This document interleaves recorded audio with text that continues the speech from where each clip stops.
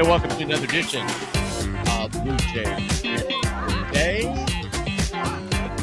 Hi, Tim Kruger. Good morning, everybody. Enjoying a cup of coffee or your favorite beverage.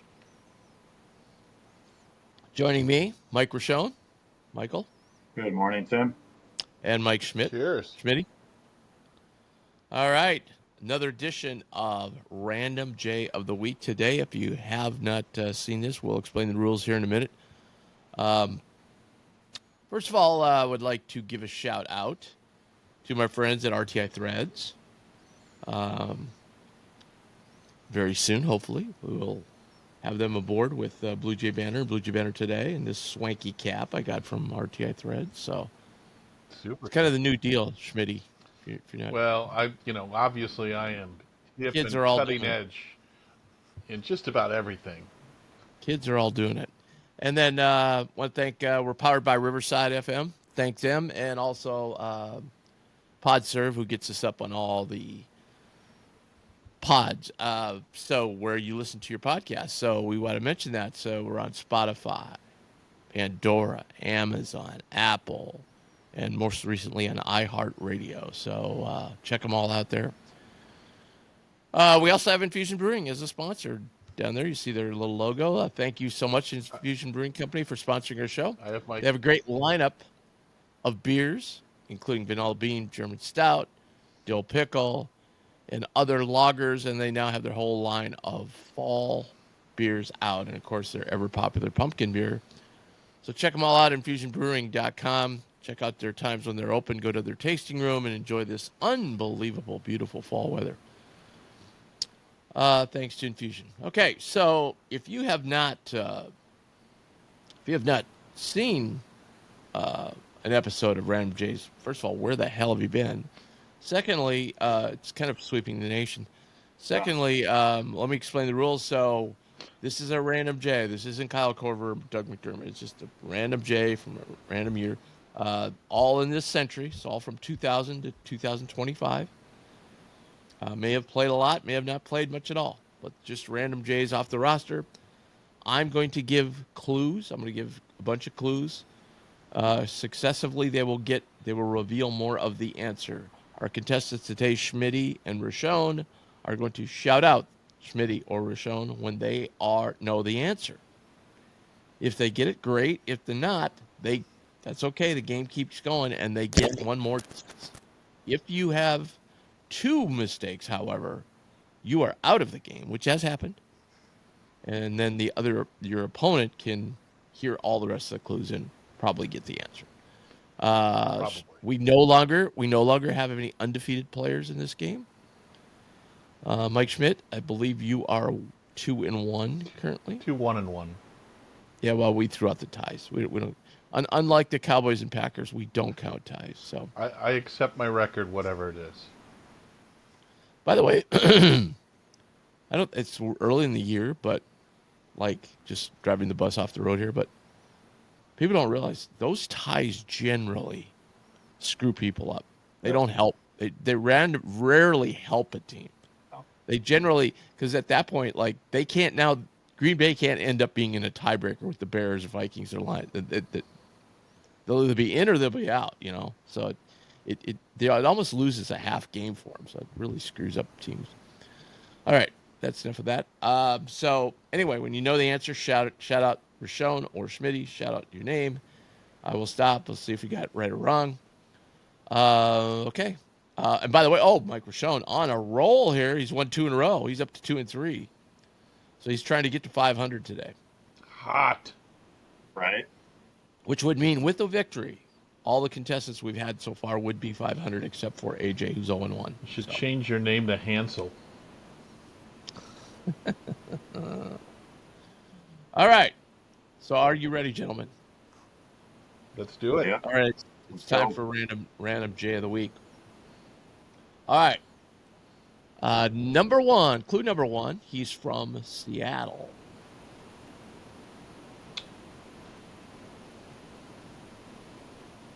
Clue number two.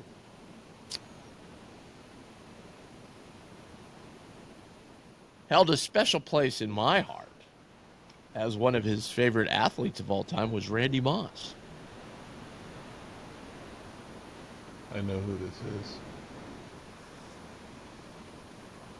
Really? Wow. Clue number 3. Had a strange journey to Creighton. First played 2 years of Power 5 basketball. Jeff Day. Mike Schmitty. Yes. Yes, your answer is Jeff Day. Jeff Day. Well, that'd be kind of strange because he's probably one of the guys I think of when I think of Random Jays.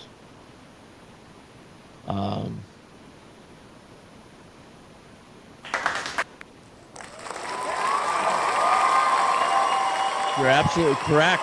Congratulations. You got that on the least clues of anybody.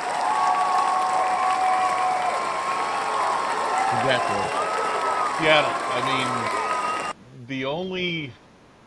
Could be Christophilus. Well, Christophilus, I thought for a second, but then Plain Major, he was a transfer in from Washington. And I did not even know when I did. So when I started this game, the first person I thought of was Jeff Day. I go, there's a Random Jay, but I said I'm going to hold him off for a while. And he was considered a big time transfer at the time. Yeah, and yeah. Number 2. And I didn't know he was from Seattle. Yeah, and I got that.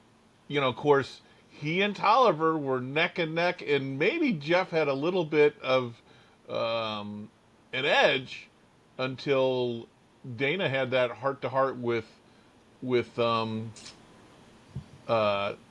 Tolliver, and Allegedly. And from that point where that alleged conversation took place, Tolliver's career really took off, and he became an all-conference post player. I mean, really, you want to talk about one of the oddest and out-of-nowhere careers of a guy. He comes in as a post player, and that's all he was here, other than that flat-footed three-pointer that Dana allowed him to take maybe twice a game, and then developed that incredible jump shot, and then had that it was a journeyman NBA career, but I mean, what did he play? 12 years or something like that? Oliver? Yeah. Well, and no one would have predicted that from him. Flipping this to talk about Tolliver, but he got his cred.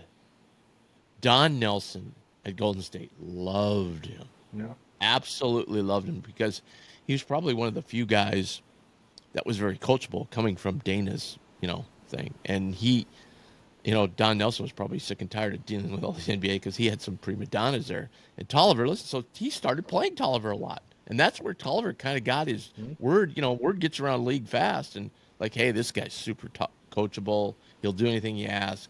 Yeah. Good guy to throw in there when you need somebody. So all of a sudden, he started getting contracts. And then he started really developing that three-point shot. And the next thing you know, he was like a sought-after three-point shooter. Yeah. Which was incredible if you saw him in college. Yeah. Right. Yeah, my uncle used to play a lot of pickup ball with Don Nelson growing up in the same neighborhood in Rock Island, Illinois. Wow. More than a few years ago. And that little one-hand shove push up. But I digress. Jeff Day. So Jeff Day. So let me just go through this because you got it on the third, fourth clue. So he played 2 years, as you said, in Washington. Yep. Then he went to a JUCO where he did not play basketball. Now that part I don't remember. Very strange. Like he went there just for academics. And then he came to Creighton, obviously with backed up Tolliver. He had no, they kind of co-started for a while. Yeah, I don't remember that. You could be right. He played a lot of games. Oh yeah. He had 6 block shots in a game. I mean, there were times. He was an athletic kid. There were times when you saw him, you're right. like, oh, this dude's he had a beautiful rotation on his shot. I think he was a pretty good free throw shot. I didn't look at the stats on that, but I just remember his rotation on his shot he had that little like 10, 15-foot jump shot he could knock down. But then he would do the most bonehead Yep. things in the world. He would get killed on defense. Yeah. Yeah, I get that. If I remember right, Dana kind of wanted him to have a little more want to, and Oh I yeah. don't know if he was one of those guys that played hard and just looked like he was in low gear, or he was just in low gear. But when he was on, he was a good player. So Heath hated him. and just could not understand why he played it. And then I remember the jump shot. Like one time, it was kind of almost a step back fadeaway, and he knocked it down. Heath goes, "Oh, okay, all right." I And if think the the other, low gear was definitely on defense. That was the low gear. He was not a big man. my other memory of him was, he played with Funk, Tolliver, Jimmy Motes, Nick Baugh, all that crew. So the other visual memory I could just immediately, when you say Jeff Day, I come to is, you remember that game where we only had 7 guys against Nebraska because everybody was hurt. Oh, Motes was hurt. and Yeah, boy, I mean, and the Jimmy we Motes game, yeah. no, Jimmy Motes was out. Oh, was that it? Motes was out?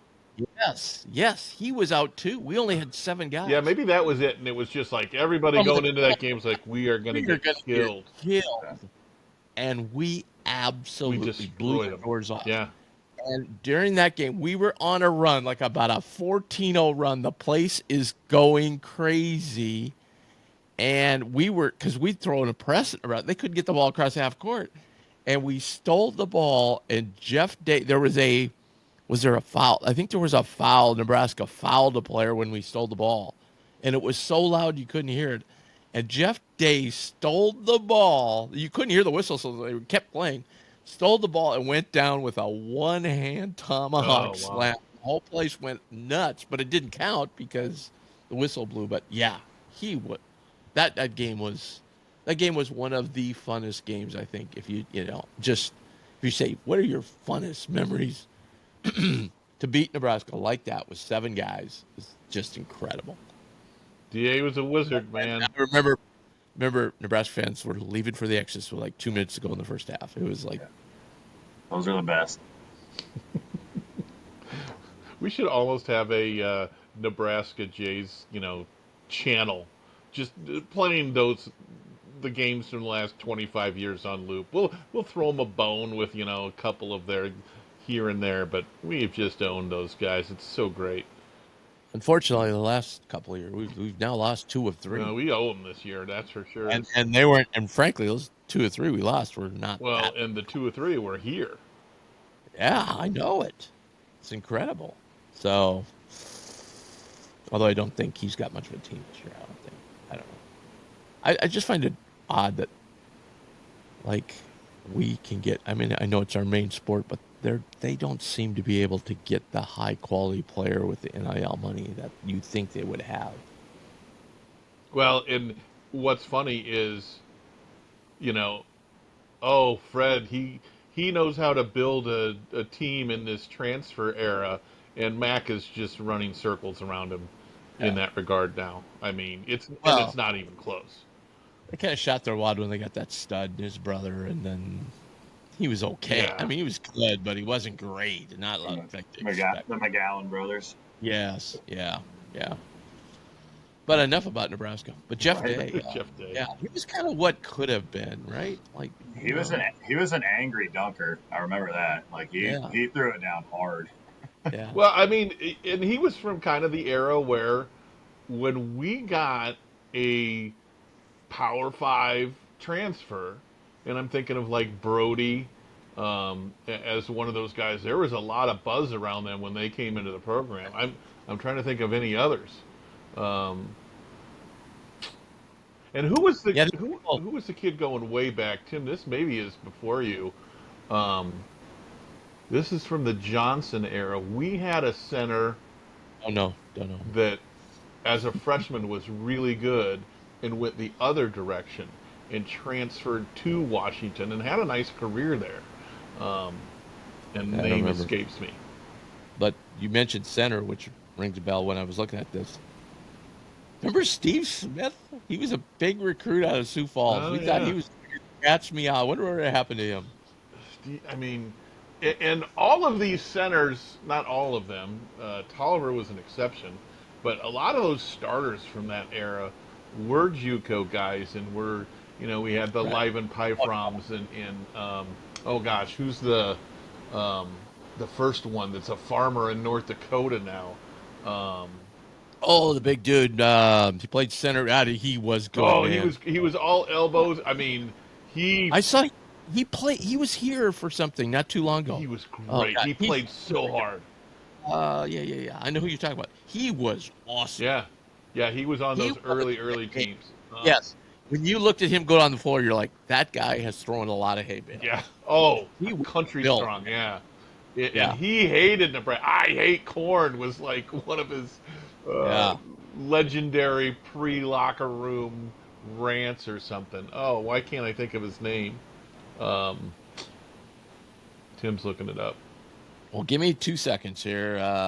Let's see. That would have been what? And not that I want to steal future random Jays, as I'm just throwing That'd names. have been 001 team, Yeah, maybe. probably. He probably played with us, frankly. No, he would have been Oh, this before is Huss yeah. This had to go because it back. was Yeah, Huss this. and Haynes. Yeah, he wasn't on. He wasn't with Terrell. I know that. How about 89, 98, 99, probably? He was before. When was Liven here? Doug, Doug Doug Swenson. Swenson. Very good. Yeah. 6'10", 210. I would question that. Well, maybe. Holiday, North Dakota. Yeah. Yeah. Yeah, he was perfect for that team, too. Oh yeah. I mean, He was the guy that just came in and just played great bruised. defense. As Susan Him and Matt West was forward. Johnson from Central that could never stay healthy. But Buford, obviously. Huss was on that oh, team. was he really? Okay. Huss was a sophomore. Buford obviously was a senior. Justin Haynes was a sophomore. Donnie Johnson Donnie was the other guy. Johnson. Yep. He stole playing time from him because Donnie Johnson was really good. Donnie was good, but he just couldn't stay healthy. He was so.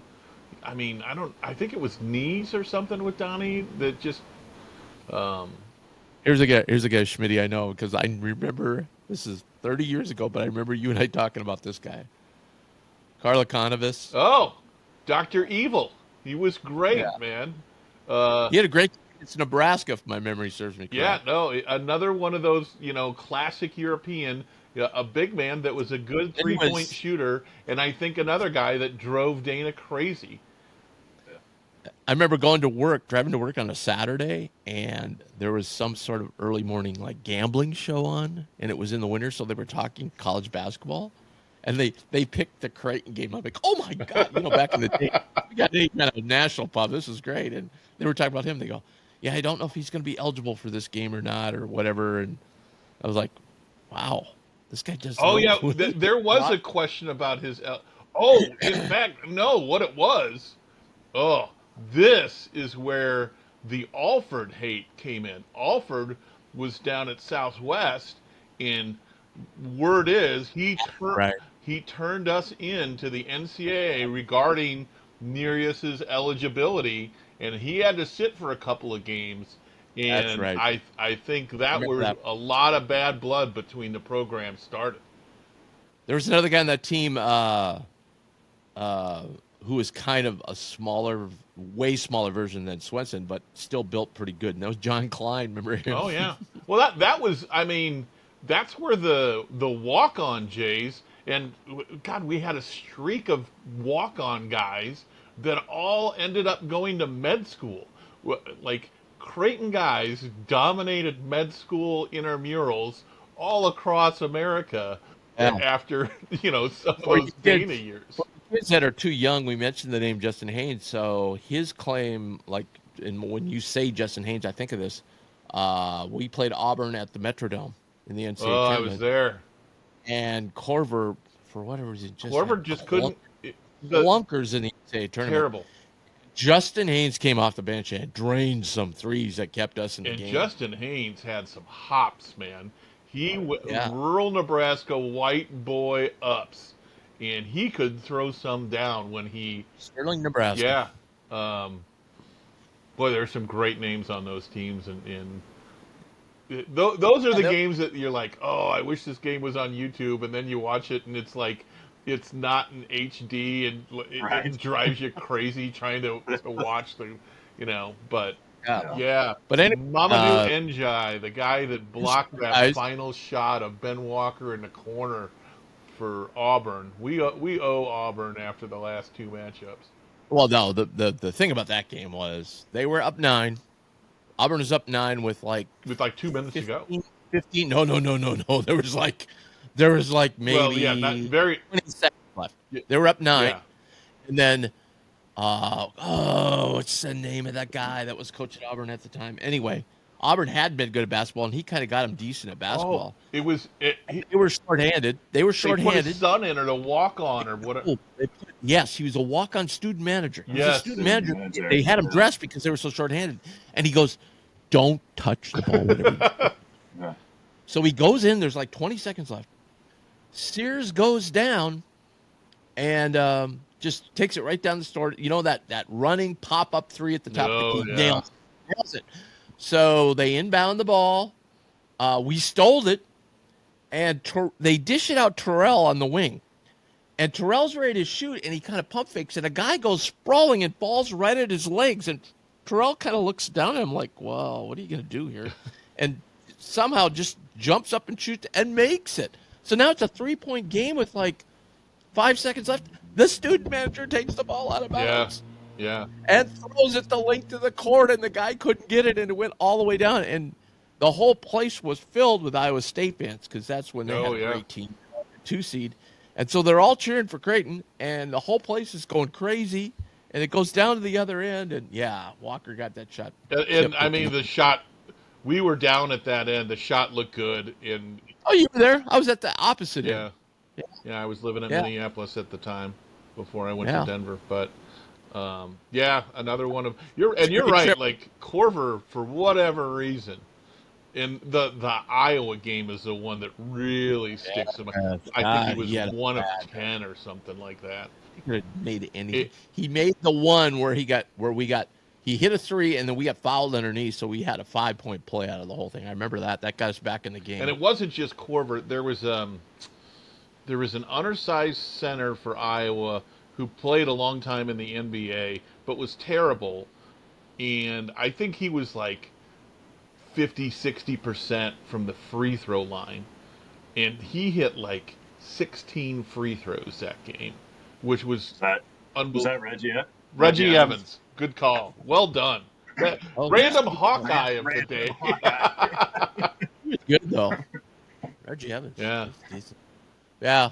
That was Alford's team. That was because that was so weird that Creighton and Iowa, who didn't play each other at that time, played in like New Jersey. That was Buffalo or New Jersey or something like that. Yeah. Now, And then Corver threw up bricks against who do we play? Central Michigan too. Michigan. Yeah. Well, and then the other Iowa game was won right before Thanksgiving, where Rodney had maybe the greatest dunk I've ever seen. Oh, at Iowa? That was a great game. That was awesome. He took off before the free throw line, and his legs were like behind him, and he just punched it. And all these Iowa people were around us going, "Who are these guys?" They couldn't believe they were getting punked. That's when we kind of burst on the scene. Yeah.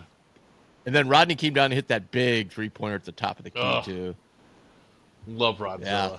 What a legendary. What great memories, huh? By the way, so to wrap this up, so other people on that team when Jeff Day was a senior, so you had Porter, obviously. Dominic Bishop, there's a guy. Oh, another in and out. He was in. Dustin Stitzman was a freshman. Nate, obviously, and Johnny Mathis. And Dotzer was a freshman as well. Pierce Hibba was a sophomore. Manny Gaiku was on that team. So we were 3 deep at the center position, which is pretty weird in the Dana Altman era. And Brees Ningsu. I was going to say, was Ningsu the guy that will make us forget the name? Rodney Buford on that team. And then Moats, Baugh, Tolliver. Dane Watts was a freshman. Yeah, Dane, another great. So this is like weird, though. I thought, was he? No, Dane Watts was a sophomore, I was going to say, because Dane Watts was a freshman McKinney was the point guard because that's when we beat Ohio State down in Kansas City. Yeah. We beat Ohio State and I want to say Notre Dame. No, we beat Notre Dame with funk. Oh yeah, we played in that tournament twice. Yeah. And Missouri. We kicked Missouri's. That's right. Oh, they were booing. The Missouri fans were booing them off the court at halftime. And now because we were up 17. Who was the guy that went to Missouri that was a 5-star that we all had convinced ourselves was going to come here because his brother played here? Caleb Grimes. Yeah. Right. Yeah. Yes. So Mike Grimes' brother. Grimes' brother. That's it. They also had a. Mike Grimes is one of my favorites. Oh, he was great, man. He was one of our rare power forwards that couldn't shoot. Right. They also had a foreign. Missouri had. A Lithuanian guy.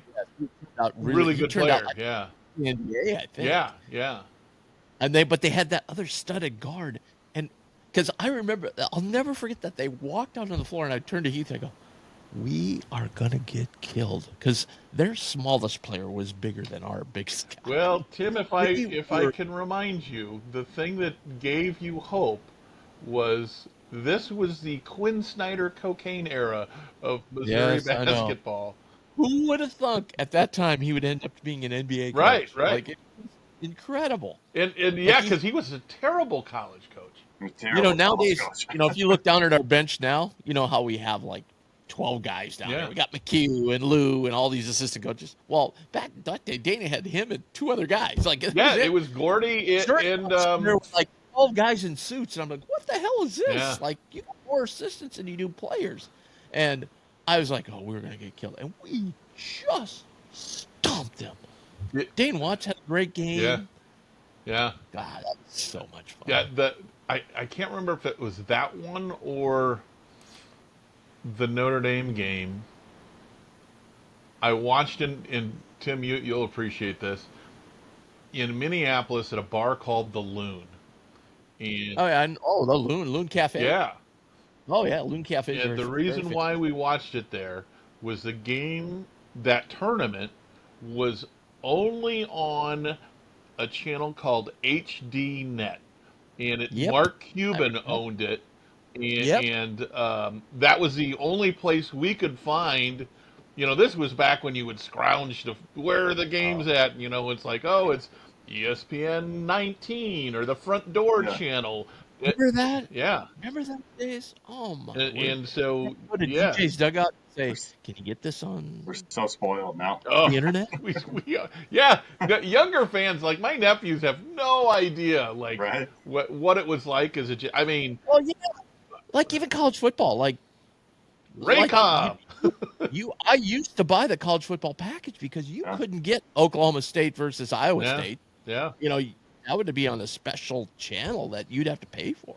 Like now, every game is on TV everywhere. And the other thing too, to your point about having to scrounge, now we've kind of come full circle because now this year everybody's bitching like, well, Jesus. Oh, I'm furious about the Peacock. You're gonna be on, now it's come full circle. Like you got to put in the channel. So, all right, enough of that. Today's Random Jay of the Week. Jeff Day Schmitty moves to 3-1. And is now the leader in the clubhouse. That was impressive. That was quick. Yeah. Well, you would. Today the clue says you got down here. You guys would have jumped all over them. So, all right. Hey everybody, have a wonderful day. Like I said, we're efforting Ryan Miller for later in the week. Hopefully we can hook that up. Tomorrow AJ will join me. I know he's got a couple topics he wants to run over. We've got. Jay's Media Day coming up, I believe, on October 9th. So that's just down. I was thinking, that's way down the road. I'm all, no, that's like a week away, man. Well, hey, while we're here and the season's coming up, let me give a plug to Blue Jay Banner and Tim, because he's been starting his practice reports, and they are second to none. Great information, great insight in what he's seeing. It's awesome stuff. If you're not signed up for Blue Jay Banner, pull out your credit card, you cheapskates, and sign up. It's not very expensive, number one. Number two, thank you, Schmitty. The check's in the mail. Number three, oddly enough, you mentioned BlueJayBanner.com, and thank you for doing that. we recently switched from, Rivals was bought out by On3, so we recently switched over to On3. Yesterday, I get a DM through Facebook about a guy. He's been a longtime Jays fan and has been on our board and has sported Blue Jay banner over there. He goes, "Hey, I don't know if you remember me." I go, "Hell yeah, I remember you." He goes, I can't get on to Blue Jay banner anymore." I'm like, "Wow, that was like 3 months ago, but okay." Wow. Go on with your email. You signed up, and I thought, "Oh God, I'm gonna have to go to the corporate and find out his username and all this stuff." And he goes, "Hey, I got in." So there, I think we've talked about that, Schmitty and Mike, that there's people out there that we don't see anymore that I think just haven't logged back in or whatever, can't, and just said screw No, it I or mean, whatever. this is the time of year that people are starting to think basketball and, more importantly, Jays hoops. And Yeah. Well, man, go on there. That's a great point, and both of these guys are on the message board and help out with moderating and so forth. So I really appreciate that. And yeah, we're gonna have all kinds of stuff on there this year. So, and by the way, Schmitty does a great job of posting these every day on there. So it's an easy place to go and get all the podcasts we do in case you miss some special ones we do. So, all right, guys, have a great day. go We will Jays. see. Go Jays.